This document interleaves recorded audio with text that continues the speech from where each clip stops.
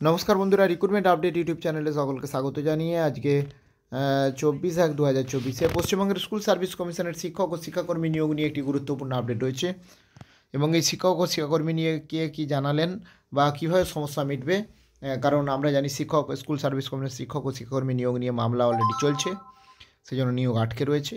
কীভাবে সমস্যা মিটবে, কে কী জানালেন, আসুন এই সংক্রান্ত আপডেট দেখে নিই বিস্তারিত কী রয়েছে। শূন্যপদে শিক্ষক নিয়োগের বিষয়ে সরাসরি আদালতের উদ্দেশ্যে আবেদন জানালেন মুখ্যমন্ত্রী। বুধবার পূর্ব বর্ধমানের সরকারি পরিষেবা প্রদান কর্মসূচি থেকে বলেন, আমরা রেডি, তৈরি হয়ে বসে আছি, প্লিজ শূন্যপদে শিক্ষক নিয়োগের ব্যবস্থা করে দিন। শিক্ষক নিয়োগ দুর্নীতির অভিযোগে শাসক দলের অনেক নেতা জেলবন্দি রয়েছেন। 1000 দিনেরও বেশি হয়ে গেলে চাকরি প্রার্থীরা রাস্তায় বসে রয়েছেন এবং সেই পরিস্থিতি যেন প্রতিদিন বিরোধীরা রাজ্য সরকারের বিরুদ্ধে আক্রমণ শানাচ্ছে। তখন নিয়োগের বিষয়ে আদালতের উদ্দেশ্যে মুখ্যমন্ত্রী জানান যে শিক্ষক নিয়োগ অনেক শূন্যপদ পড়ে রয়েছে, কিন্তু কোর্টে আটকে রয়েছে। এমনও বার্তা দিয়েছেন যে কোনো অনিয়ম হয়ে থাকলে তার বিরুদ্ধে ব্যবস্থা হোক, আদালত সংশোধন করুক, তাতে তার কিছু বলার নেই, কিন্তু শূন্যপদে নিয়োগ যেন আটকে না থাকে। মুখ্যমন্ত্রী বলেন যে এই শূন্যপদে লোক নিয়ে হলে লক্ষ লক্ষ চাকরি হবে, কিন্তু সরকারের হাত পা বাঁধা, কিছু লোক মামলা করে আটকে রেখেছে, আর কিছু লোক আছে যারা ভোটে যেতে না কিন্তু কোর্টে চলে যায়।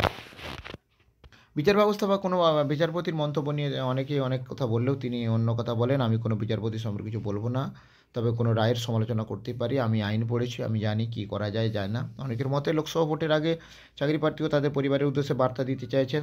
তিনি বোঝাতে চেয়েছেন যে সরকার নিয়োগ দেওয়ার জন্য প্রস্তুত, কিন্তু মামলার জটিলতায় তা আটকে রয়েছে। সেই মামলা নেপথ্যে রয়েছে বিভিন্ন বিরোধীরা।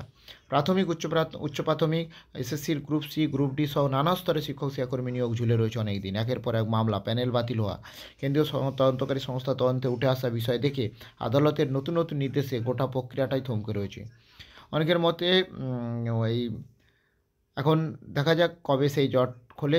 সরকারের ইচ্ছা থাকলেও উপায় নেই। এই মামলা জট কবে খোলে সেই আবেদন জানিয়েছেন মুখ্যমন্ত্রী যে বিচারপতিদের উদ্দেশ্যে, যাতে দ্রুত নিয়োগের ব্যবস্থা করা হয়। তো যা হোক, দেখা যাক, সাধারণ চাকরি প্রার্থীরাও সেটাই চাইছে যাতে দ্রুত নিয়োগ হয়। আরও আপডেট পেলে অবশ্যই শেয়ার করব, সঙ্গে থাকবেন এবং চ্যানেলটা সাবস্ক্রাইব করবেন।